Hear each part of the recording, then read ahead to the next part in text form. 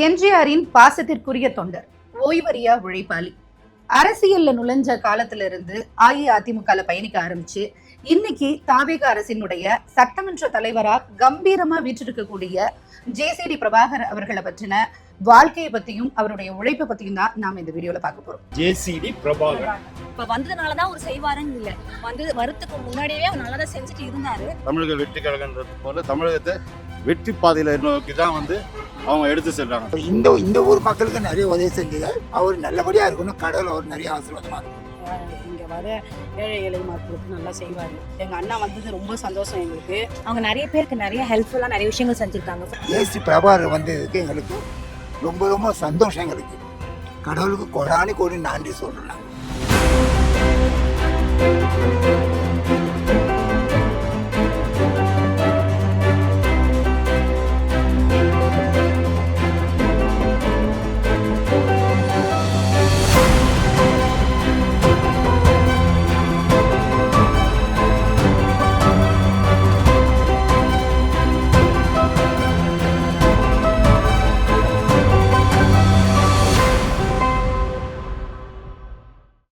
John Christian தேவாவரம் Prabhakar, இதுதான் JCD Prabhakar அவர்களினுடைய முழு பெயர். அக்டோபர் 13, 1952 திண்டுக்கல்ல பிறந்தார். ஒரு எளிய குடும்பத்துல பிறந்த ஜேசிடி பிரபாகர் அவர்கள் சின்ன வயசுல இருந்தே மிகப்பெரிய அளவுல உதவி பண்ணணும் அப்படின்ற மனப்பான்மையை கொண்டிருந்தார். அதுக்கு அவருடைய பள்ளி பருவத்துல அவர் சந்திச்ச ஒரு தருணம் தான் முக்கியமான காரணமா இருந்திருக்கு. தன்னுடைய படிக்கக்கூடிய சக மாணவர்கள் பழைய சாதம் சாப்பிட்றது, பசி எடுத்து சாப்பாட்டுக்கு கஷ்டப்படுறது, இந்த மாதிரியான விஷயங்கள் எல்லாமே அவருக்கு மனதளவுல ஒரு மிகப்பெரிய பாதிப்பை ஏற்படுத்தி எப்பவுமே யாருமே பசிக்காக இருக்கக்கூடாது, அதாவது உணவு இல்லாம இருக்கக்கூடாது, பசியோட காத்திருக்க கூடாது அப்படின்றத தீர்க்கமா மனசுல முடிவு பண்ணாரு. அதுதான் பின்னால அவர் ஒரு மிகப்பெரிய முடிவெடுக்க காரணமா அமைஞ்சது. தன்னோட பள்ளி படிப்பு முடிச்ச ஜேசிடி பிரபாகர் அவர்கள் அவருடைய கல்லூரி வாழ்க்கைய சென்னையில இருக்கக்கூடிய லயோலா கல்லூரியில தொடங்கினார். லயோலா கல்லூரியில மாணவர் பேரவை தலைவராகவும் ஜேசிடி பிரபாகர் அவர்கள் இருந்திருக்காரு. அப்போ தன்னோட படிக்கக்கூடிய சக மாணவர் ஒருத்தர் பசியில இருக்காரு, எனக்கு பசிக்குது அப்படின்ற விஷயத்த ஜேசிடி பிரபாகர் அவர்கள் கிட்ட சொன்னது ஒரு மிகப்பெரிய மன உளைச்சலை அவருக்கு ஏற்படுத்திருக்கு. உடனடியா மாணவர்கள் எப்பவுமே பசியில இருக்கக்கூடாது, அவர்களுக்கு ஏதாவது ஒரு உதவி பண்ணணும் அப்படின்னு நினைச்ச ஜேசிடி பிரபாகர் அவர்கள் கல்லூரி நிர்வாகத்திடம் பேசி ஒரு மிகப்பெரிய விழாவை ஏற்பாடு பண்றாரு. அந்த விழா ரொம்ப முக்கியமான விழாவா அவருடைய வாழ்நாள்ல மாறுது. ஏன் அப்படின்னா அந்த விழா ஏற்பாடு செஞ்ச அடுத்த கணமே அவர் சந்திச்சது யாரு அப்படின்னா, மக்களுக்கு ரொம்ப நெருக்கமா இருந்த, மக்களோட பழகிக்கிட்டு இருந்த, மக்கள் கொண்டாடக்கூடிய இடத்துல இருந்த புரட்சி தலைவர் எம்ஜிஆர் அவர்களை தான் அவர் சந்திச்சாரு. அந்த விழாக்கு அவர் கண்டிப்பா வரணும்னு சொல்லியும், அதே மாதிரி பசியோட இருக்கக்கூடிய மாணவர்கள் இந்த மாதிரி ஒரு சூழ்நிலையை கல்லூரிகள்ல இனிமே ஏற்படுத்தக்கூடாது அப்படின்றதற்காக உதவி கேட்டு எம்ஜிஆர் அவர்களை சந்திக்க போயிருக்காரு. எம்ஜிஆர் அவர்களை நேரில் சந்திச்சு அந்த விழாவுக்காக ஜேசிடி பிரபாகர் அவர்கள் அழைப்பு விடுத்திருக்காரு. அந்த அழைப்பு விடுக்கும் போது எம்ஜிஆர் அவர்கள் என்ன சொல்லியிருக்காரு அப்படின்னா, இந்த பையனை நல்லா பாத்துக்கோங்க, வருங்காலத்துல இவர் ரொம்ப பெரிய ஆளா வருவாரு அப்படின்னு சொல்லி எடுக்கக்கூடிய முன்னெடுப்பு அப்படின்றது ரொம்ப முக்கியமானது. இப்படியான ஒரு முன்னெடுப்பு ரொம்ப ரொம்ப முக்கியமானதா இருக்கிறதுனால நானும் என்னுடைய பங்களிப்பை தரேன் அப்படின்னு சொல்லி கிட்டத்தட்ட 10,000 ரூபாய், இன்னைக்கு அது சர்வசாதாரணமா இருக்கலாம், ஆனா அன்றைய காலகட்டத்தில் 10,000 ரூபாய் அப்படின்றது ரொம்ப ரொம்ப முக்கியமான விஷயம். அதை ஜேசிடி பிரபாகர் அவர்கள் கிட்ட கொடுத்து நானும் ஒரு பங்கா இருக்கேன் அப்படின்னு சொன்னதோட மட்டும் இல்லாம, நீங்க ஏற்பாடு செய்யற நிகழ்ச்சிக்கு நான் கண்டிப்பா வரேன் அப்படின்னு சொல்லி ஜேசிடி பிரபாகர் அவர்கள் கிட்ட எம்ஜிஆர் அவர்கள் வாக்குறுதியும் கொடுத்து விழாவுக்கும் வந்திருக்காங்க. தன்னுடைய முதல் சந்திப்புலேயே எம்ஜிஆர் அவர்களினுடைய மனதுல மிக நெருக்கமான ஒரு இடத்தை பிடிச்சவர் தான் ஜேசிடி பிரபாகர் அவர்கள். அதனாலதான் பிற்காலத்துல எம்ஜிஆர் அவர்கள் அரசியல் எடுக்கக்கூடிய மிக முக்கியமான நிகழ்வுகள் எல்லாத்திலையுமே ஜேசிடி பிரபாகர் அவர்கள் கிட்ட ஒரு கருத்து கேட்கறது அப்படின்றது நடக்கும் அப்படின்னு சொல்லி கேள்விப்பட்டது உண்டு. புரட்சி தலைவர் எம்ஜிஆர் அவர்கள் மீது கொண்ட பற்றின் காரணமா எம்ஜிஆர் அவர்களுடைய பயணிக்க ஆரம்பிச்ச ஜேசிடி பிரபாகர் அவர்கள் எம்ஜிஆர் அவர்கள் திமுக இருந்து விலகி அதிமுகவை தொடங்கியதுக்கு அப்புறமா அவரோட சேர்ந்து இணைந்து செயல்பட ஆரம்பிச்சாரு. சொல்ல போனா எம்ஜிஆர் அவர்களுக்கு ரொம்ப அளப்பரியா பாசத்திற்குரிய ஒரு நபரா இருந்தது யாரு அப்படின்னு பார்த்தா ஜேசிடி பிரபாகர் அவர்கள் தான் அப்படின்னு சொல்லலாம். அந்த அளவுக்கு ரொம்ப நெருக்கமா இருந்தாரு. அதனாலேயேதான் ஒரு முக்கிய பொறுப்பை எம்ஜிஆர் அவர்களே வந்து ஜேசிடி பிரபாகர் அவர்களுக்கு கொடுத்தாரு. இது என்ன பொறுப்பு அப்படின்னா, மாநில எம்ஜிஆர் இளைஞர் அணி செயலாளரா எம்ஜிஆரை நியமிச்சாரு ஜேசிடி பிரபாகர் அவர்கள்.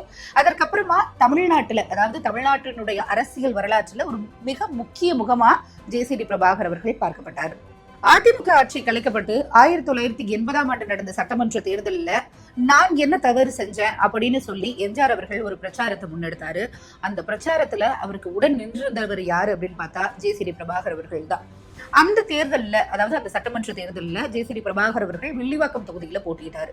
அவரை ஆதரிச்சுதான் எம்ஜிஆர் அவர்கள் பிரச்சாரத்தை மேற்கொண்டாரு. அப்ப ரொம்ப முக்கியமான ஒரு விஷயம் பேசியிருந்தாரு.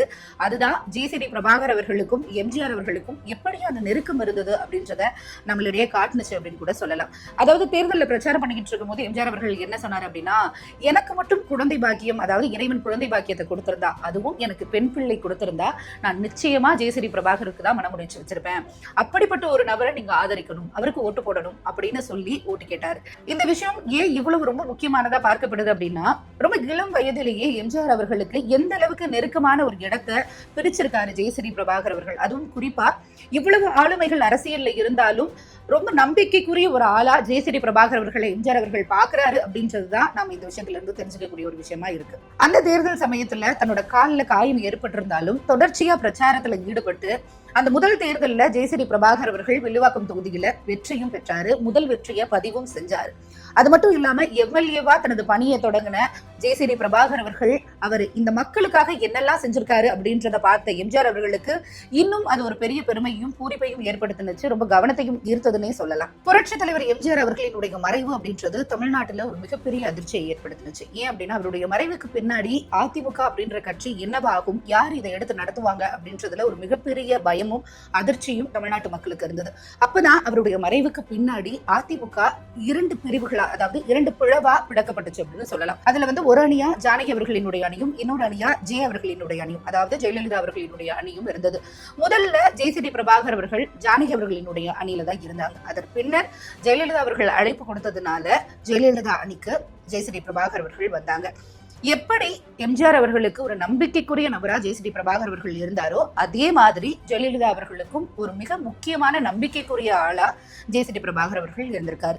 ஏன் இதை சொல்றோம் அப்படின்னா, ஜெயலலிதா அவர்கள் எந்த மாதிரியான முக்கிய முடிவு எடுக்கணும்னாலும் ஒரு முறை அவர்கிட்ட முன்னாடியே கலந்து ஆலோசித்த பிறகுதான் எடுப்பாரு அப்படின்றது எல்லாருக்குமே தெரிஞ்ச ஒண்ணா இருந்தது. எப்படி இந்த அளவுக்கு நெருக்கமான ஒரு நபரா ஜேசிடி பிரபாகர் அவர்கள் இருக்கிறாரு அப்படின்றதுக்கு ரொம்ப முக்கியமான ஒரு சம்பவம் வந்து நினைவுக்கு வருது. என்ன அப்படின்னா, சட்டப்பேரவையில ஜெயலலிதா அவர்கள் மீதான தாக்குதலுக்கு பின்னாடி, அதாவது இந்த சம்பவம் வந்து தமிழ்நாட்டில் எல்லாருக்குமே தெரிஞ்சிருக்கும். இந்த தாக்குதலுக்கு பின்னாடி ஜெயலலிதா அவர்கள் வெளியில வந்து கார்ல ஏறி பயணம் செய்யும் போது ஜெயலலிதா அவர்கள் கூட நம்பிக்கைக்குரிய நபரா கார்ல நின்றிருந்த சப்போர்ட் பண்ணிக்கிட்டு இருந்த ஒரு நபர் அப்படின்னா அது ஜேசிடி பிரபாகர் அவர்கள் தான். எந்த அளவுக்கு ஜெயலலிதா அவர்களுக்கு நெருக்கமா இருந்தாரோ அந்த நெருக்கம் தான், அந்த நம்பிக்கை தான் பின்னால அவரை ஜெயலலிதா அவர்களே அதிமுக இருந்து, அதாவது அதிமுக கட்சியிலிருந்து நீக்க ஒரு முக்கிய காரணமா அமைஞ்சது அப்படின்னு சொல்லி பேட்டியில சொல்லியிருந்தாரு. ஜெயலலிதா அவர்கள் கட்சியிலிருந்து நீக்கினது ரொம்ப பெரிய மன உளைச்சலை ஜேசிடி பிரபாகர் அவர்களுக்கு ஏற்படுத்தினதுனால ஒரு 5 வருடம் இனிமே அரசியல்ல பயணிக்கல அப்படின்னு சொல்லி ஒதுங்கியிருந்தார். அவரே ஒதுங்கியிருந்தாலும் இந்த அரசியல் வாழ்க்கை அவரை விட்டு போகாது அப்படின்றதற்கு ஒரு முக்கிய உதாரணமான ஒரு சம்பவம் ஒண்ணு நடந்திருக்கு. என்ன அப்படின்னா, அப்போதைய திமுக தலைவராக இருந்த கலைஞர் கருணாநிதி அவர்கள் வந்து ஜேசிடி பிரபாகர் அவர்களுக்கு ஒரு அழைப்பு விடுக்கிறாரு. திமுகல வாங்க, வந்து செயல்படுங்க, எங்களோட இணைஞ்சு பணியாற்றுங்க அப்படின்னு வந்து சொல்றாரு. ஆனா எல்லாருக்குமே தெரியும் ஜேசிடி பிரபாகர் அவர்களை வந்து தீவிரமான எம்ஜிஆரோட விசுவாசி அப்படின்னு. அதனால அவரால் அந்த மனம் ஏற்று திமுகல போய் இணைஞ்சு செயல்பட முடியல. அதனால அந்த அழைப்பை ஏற்க மறுத்துட்டார். அதன் பின்னர் கொஞ்ச நாளைக்கு என்ன பண்ணார் அப்படின்னா, மூப்பனார் அவர்களோட சேர்ந்து இந்த அரசியல் பயணத்தை தொடரலாம் அப்படின்னு சொல்லி பயணிச்சாரு. ஆனா அந்த பயணமும் அவருக்கு வந்து மனதுக்கு ஒப்புற விதமா இல்லை. அதனால என்ன பண்ணார் அப்படின்னா, மறுபடியும் எனக்கு வந்து அதிமுக இணைஞ்சு செயல்பட வந்து விருப்பமா இருக்கு, நான் அரசியல்ல செயல்பட விரும்புறேன் அப்படின்னு சொல்லி நேரடியாகவே ஜெயலலிதா அவர்களுக்கு ஒரு கடிதம் ஒண்ணு ஜேசிடி பிரபாகர் அவர்கள் எழுதுறாங்க. அந்த கடிதத்திற்கு பின்னாடி அந்த நாளை, அந்த கடிதத்தை படிச்ச அந்த நிமிஷமே ஜெயலலிதா அவர்களினுடைய அழைப்பு ஜேசிடி பிரபாகர் அவர்களுக்கு வருது. உடனடியா நீங்க கட்சியில சேர்ந்து மறுபடியும் பயணிக்க ஆரம்பிக்கலாம். ஏன் இந்த விஷயத்தை நம்ம மறுபடியும் சொல்றோம் அப்படின்னா, அன்றைய காலகட்டத்துல கட்சியிலிருந்து நீக்கப்பட்ட ஒரு நபரை மறுபடியும் நான் கட்சியில சேர்ந்து பணியாற்ற ரெடியா இருக்கேன், அதுவும் சிறிது காலம் மூப்பனாரோட பயணிச்சுட்டு வந்தா கூட இதை எதையுமே யோசிக்காம மறுபடியும் நீங்க கட்சியில சேர்ந்து பயணிக்கலாம் அப்படின்னு சொல்லி ஒரு கட்சியினுடைய தலைமை வந்து அந்த அழைப்பை ஏத்துக்கிறாங்கன்னா அந்த அளவுக்கு அவரினுடைய நம்பிக்கை, அரசியல் உழைப்பு, நேர்மை இருந்திருக்கு அப்படின்னு தான் சொல்லணும். மறுபடியும் அதிமுக இணைஞ்சு செயல்பட ஆரம்பிச்ச ஜேசிடி பிரபாகர் அவர்கள் தொடர்ச்சியா அதிமுகவுடைய பயணத்தை மேற்கொண்டாரு. மறைந்த முன்னாள் முதல்வர் ஜெயலலிதா அவர்களினுடைய வாய்ப்பின் மூலமா மறுபடியும் ஜேசிடி பிரபாகர் அவர்களின் மீது வைத்த நம்பிக்கையின் காரணமா அவருக்கு சட்டமன்ற தேர்தலில் ஒரு வாய்ப்பு வழங்கப்படுகிறது. மீண்டும் வில்லிவாக்கம் தொகுதியில் நின்று வெற்றியும் பெறாரு. எம்எல்ஏவா பொறுப்பேற்று சிறப்பாகவும் செயல்பட்டுக்கிட்டு இருந்தார். அதிமுகவினுடைய தீவிர விசுவாசி, அதாவது அதிமுக அப்படின்ற ஒரு கட்சியை விட்டு ஜேசிடி பிரபாகர் அவர்கள் வெளியில வரமாட்டாரு. அந்த அளவுக்கு கட்சியின் மேல ஒரு மிகுந்த பாசத்திற்குரியவர், மிகுந்த நம்பிக்கைக்குரியவர் அப்படின்னு தான் எல்லாராலையும் பார்க்கப்பட்டுச்சு. ஆனா 2026 அப்படின்றது தமிழ்நாட்டை பொறுத்த வரைக்கும் ஒரு மிகப்பெரிய மாற்றத்தை நோக்கின ஒரு களமா அமைஞ்சது. அதுலயும் குறிப்பா தமிழக அரசியல் வரலாறு அப்படின்றது மிகப்பெரிய மாற்றத்தை நோக்கி போயிட்டு இருந்துச்சு. ஏன்னா புதிதாக வந்த கட்சியாக இருந்த தாவேக அப்படின்ற கட்சி வந்து மிகப்பெரிய அளவில் பிரச்சாரங்களை மேற்கொண்டிருந்தாங்க. எல்லாருக்கும் ஒரு விதமான ஈர்ப்பு இருந்தாலும் சில பேருனால விமர்சனங்களும் வைக்கப்பட்டுச்சு. 2026 அதாவது தன்னுடைய மகனை தொடர்ந்து 2026 அதாவது ஜனவரி மாதத்துல தாவேக தலைவர் விஜய் அவர்களை நேர்ல சந்திச்சு ஜேசிடி பிரபாகர் அவர்கள் தன்னை தாவேக கட்சியில இணைச்சுக்கிட்டாரு.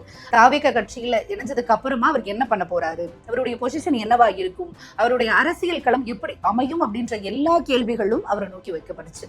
எம்ஜிஆர் கூட இருக்கும்போதும் சரி, ஜெயலலிதா அவர்களின் கூட இருக்கும்போதும் சரி, எப்படி ஜேசிடி பிரபாகர் அவர்கள் ஒரு மிகப்பெரிய நம்பிக்கைக்குரிய ஒரு ஆளா இருந்தாரோ அதே மாதிரி தாவேக தலைவர் விஜய் அவர்களோடும் இருக்க முடியுமா அப்படின்ற கேள்வி வந்து நிறைய பேருக்கு வந்தது. அதை வந்து அவர் கடைபிடிச்சாரு அப்படின்னு சொல்லணும். ஏன் அப்படின்னா தாவேக தலைவர் விஜய் அவர்களினுடைய அபிமானத்தை பெற்ற ஒரு தலைவரா ஜேசிடி பிரபாகர் அவர்கள் இருந்தாங்க. அதன் காரணமா தான் 2026 சட்டமன்ற தேர்தலில் அவருக்கு 1000 விளக்கு தொகுதிகளை போட்டியிடும் வாய்ப்பை தாவேக தலைவர் விஜய் அவர்கள் கொடுத்திருந்தாரு. அதன்படி 2026 தேர்தல் களம் மிகப்பெரிய அளவில் சூடுபிடிக்கப்பட்டுச்சு. தாவேக சார்பா போட்டியிடக்கூடிய அத்தனை வேட்பாளர்களும் வெற்றி பெறுவார்களா அப்படின்ற கேள்வி இருந்த பட்சத்துல சென்னையை பொறுத்த வரைக்கும் கிட்டத்தட்ட 16 தொகுதிகளில் 14 தொகுதிகளில் வந்து தாவேக வெற்றி பெற்றது. அதுலயும் குறிப்பா 1000 விளக்கு தொகுதியில் ஜேசிடி பிரபாகர் அவர்கள் வெற்றி பெற்றார். எப்படி அதிமுகவில் முதல் வெற்றியை அவர் உரித்தாக்கி கொடுத்தாரோ அதே மாதிரி 1000 விளக்கு தொகுதியில் தாவேக சார்பா போட்டியிட்டு வெற்றியை உரித்தாக்கி கொடுத்தாருன்னு சொல்லலாம். அந்த வெற்றிக்கு பிறகு அவர் எடுத்த முக்கியமான விஷயம் என்ன அப்படின்னா, அந்த 1000 விளக்கு தொகுதி மக்கள் கிட்ட இருக்கக்கூடிய குடிநீர் தட்டுப்பாடு, இல்ல அவங்களுக்கு தேவையான அடிப்படை வசதிகள், அதே மாதிரி அங்க இருக்கக்கூடிய இளைஞர்களுக்கு வேலை வாய்ப்பு, இது எல்லாமே முதல் முக்கிய முடிவா உடனடியாக எடுக்கப்படணும். அதுதான் என்னுடைய முதல் குறிக்கோள், அதான் முழு வீரியத்துடன் செயல்படுவேன் அப்படின்றதான் அவர் இப்ப வரைக்கும் எடுத்திருக்காரு. ரொம்ப முக்கியமான விஷயமா பார்க்கப்படுறது, மூத்த அரசியல்வாதியா அந்த கட்சியில இருக்கக்கூடிய சில நபர்கள்ல ஜேசிடி பிரபாகர் அவர்களும் ஒரு முக்கியமான தலைவர். அந்த அடிப்படையில தாவேக ஆட்சி கட்டில அமர்ந்த அடுத்த நிமிஷமே யாரு வந்து சட்டமன்ற தலைவராக பொறுப்பேற்க போறாங்க அப்படின்ற கேள்வி பலர் மனதில் ஏற்பட்டுச்சு. எந்த ஒரு தயக்கமும் இல்லாம தாவேக எடுத்த முடிவு, அதாவது தாவேக தலைவர் விஜய் அவர்கள் எடுத்த முடிவு அப்படின்றது மூத்த அரசியல்வாதியான மூத்த தலைவரா இருக்கக்கூடிய அரசியல் மிகப்பெரிய அனுபவம் வாய்ந்த ஜேசிடி பிரபாகர் அவர்கள் சட்டமன்ற தலைவரா இருக்கிறது தான் வந்து சரியான தேர்வா இருக்கும் அப்படின்னு சொல்லி எல்லாராலையும் ஒரு மனதா தேர்ந்தெடுக்கப்பட்ட ஒரு நபர் தான் வந்து ஜேசிடி பிரபாகர் அவர்கள்.